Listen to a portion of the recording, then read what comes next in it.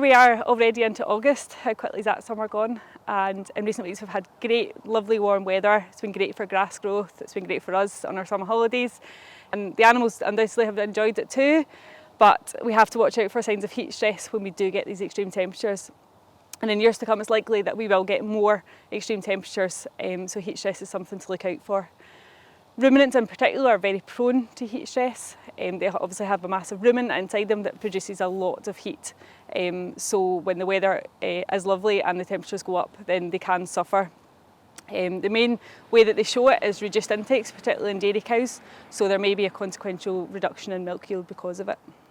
Things we can do to make sure there's minimal disturbance because of the heat.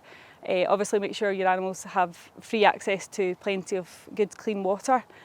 If you've got stock outside that are relying on natural water sources such as streams or ponds, make sure they don't dry up.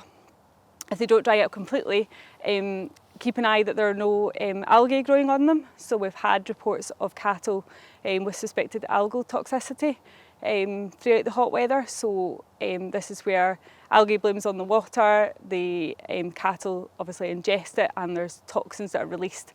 And we see signs such as ataxia, so incoordination, colic signs, so abdominal pain, sort of kicking at their stomachs, that sort of thing, and sudden death as well. So if you have any concerns about that, then make sure these areas are cordoned off and they have access to an alternative source of water.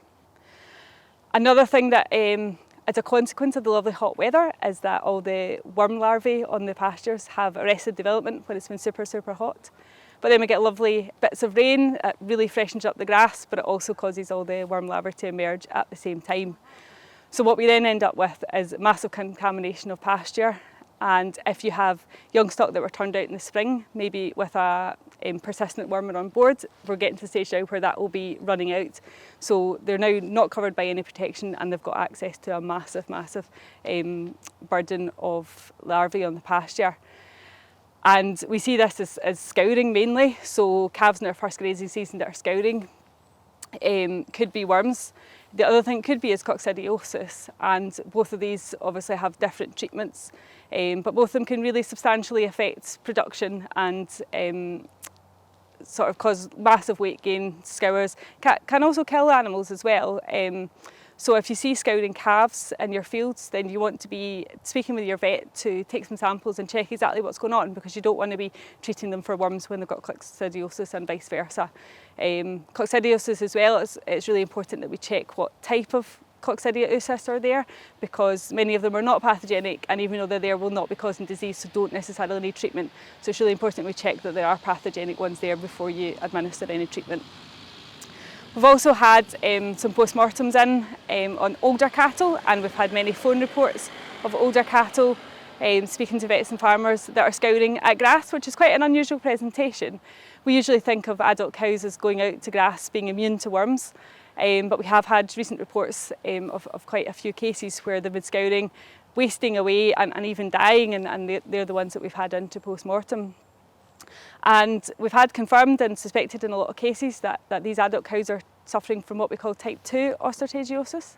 So this is where last grazing period they've ingested some larvae, probably to the end of the grazing season, and instead of continuing the life cycle, these larvae have become encysted and inhibited in their development, and they burrow into the abomasal mucosa, so into the stomach mucosa, where they sit all winter.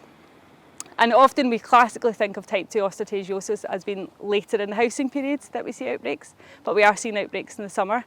So a little bit of stress, such as heat stress, could cause all these larvae to emerge.